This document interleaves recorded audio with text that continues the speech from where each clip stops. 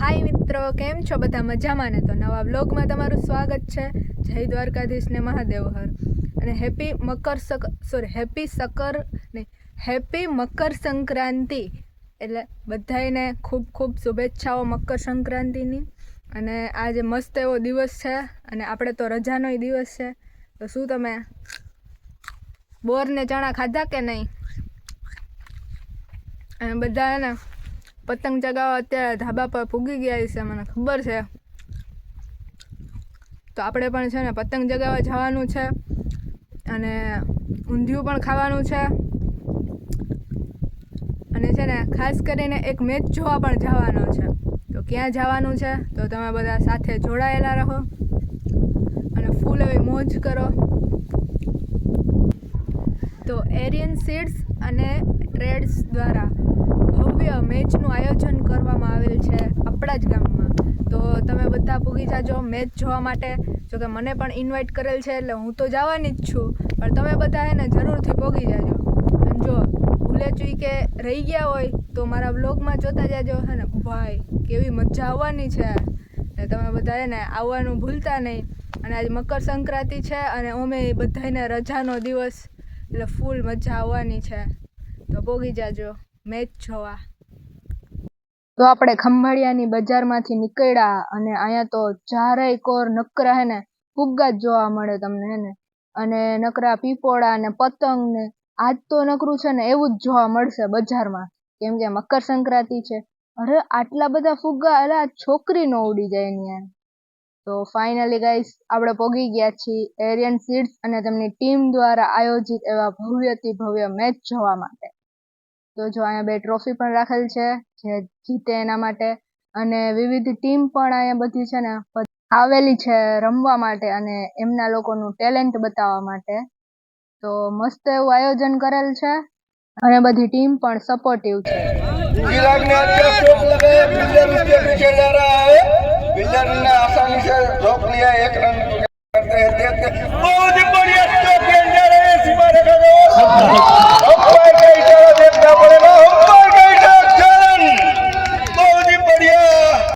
તો છે ને બધી ટીમમાં છે ને મસ્ત મસ્ત બોલિંગ પણ કરતા હતા અને બેટિંગ પણ મસ્ત હતી બધા ટીમ વાળાની. એટલે મન તો છે ને આ છોડીને જવાનું મન નહોતું થતું. એમ થતું હતું કે ને બધી ટીમના મેચ જોતા જાવ એમ. પણ સમય મર્યાદાને ધ્યાનમાં રાખી અને આજ પાછું સંક્રાંત છે એટલે આપણે પતંગ ચગાવવા પણ જવાનું છે, એટલે જવું પડશે. બાકી ભાઈ આવી મેચ તો હે ને આમ મને એને મૂકીને જવાનું મન નહોતું થતું. તો બહુ મસ્ત એવું આયોજન હતું. તો આવું નવું આયોજન તમે ભવિષ્યમાં કરતા રહ્યો અને આવી જ રીતે ઘણી બધી ટીમો જોડાયેલી રહે તમારી સાથે. ગાઈસ, હવે આપણે છે ને ભૂખ લાગી ગઈ એટલે આપણે જવાનું છે ઊંધિયું લેવા માટે. તો આપણે ગામમાં નીકળી ગયા. હવે જોઈ કઈ જગ્યાએથી ઊંધિયું લઈ. તો ગાઈસ, હવે આપણે રસ્તામાં જતા જતા, અરે આ તો દિવેશભાઈની દુકાન આવી.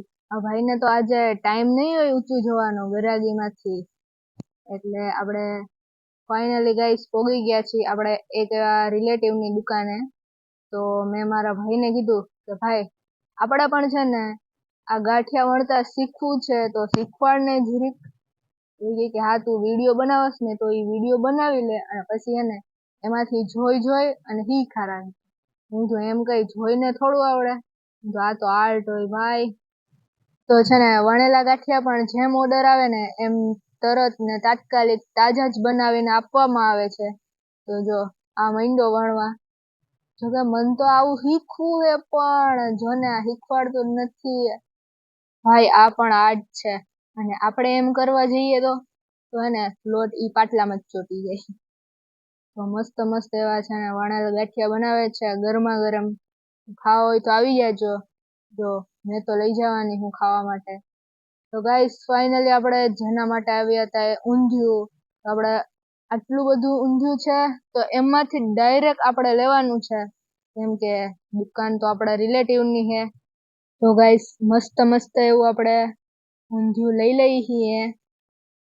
તો તમારે પણ છે ને ઊંધિયું લેવું હોય ને મકર સંક્રાંતિ પર તો પોગી જાજો બેઠક રોડ, ચામુંડા ફરસાણ અને બગીચાની સામે.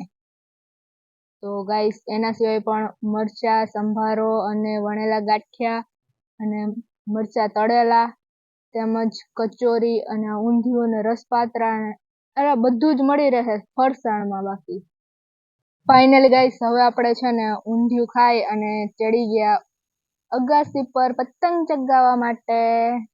તો ગાઈસ છે ને ઘણા બધા પતંગ ચગતા હતા અને અમે બધા પણ છે ને ભેગા થઈ અને મસ્ત એવા એને પતંગ ચગાવ્યા અગાસી ઉપર અને મોજ કરી.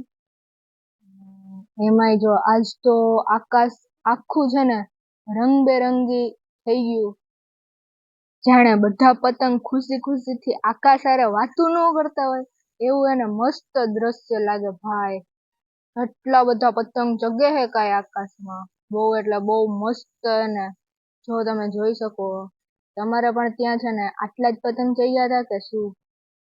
પછી ગાઈસ આપણે ફોલી લીધા લીલા ચણા, વટાણા અને પછી પલાળેલ હતું આપણે છે ને આમાં ઘઉં, ચણા, ચોરી, વટાણા, બી અને તેમજ વિવિધ કઠોળ. આ છે તલ.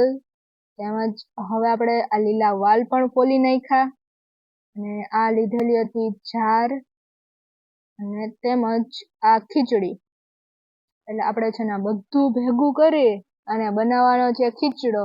તો એના માટે છે ને આપણે મસ્ત લાકડા મૂકી અને ચૂલો સળગાવી લીધો છે. એટલે આપણે મસ્ત એવો ખીચડો બનાવવાનો છે. તો કટીવાળો દઈ ટોપિયામાં, એટલે આ ગારાનું, અને આપણે આંધણ મૂકી દીધું ને એમાં ઓરી દીધો ખીચડો મસ્ત એવો. તો બધા ઉગી જાજો ખીચડો ખાવા માટે. તો તમારે ત્યાં પણ આવી રીતના ખીહરનો ખીચડો બને કે નહીં? તો છે ને કોમેન્ટ કરજો. જો અમારે તો આલી સાઈડ છે ને ખીચડો પણ બને અને ઊંધિયું પણ ખવાય, એટલે બધું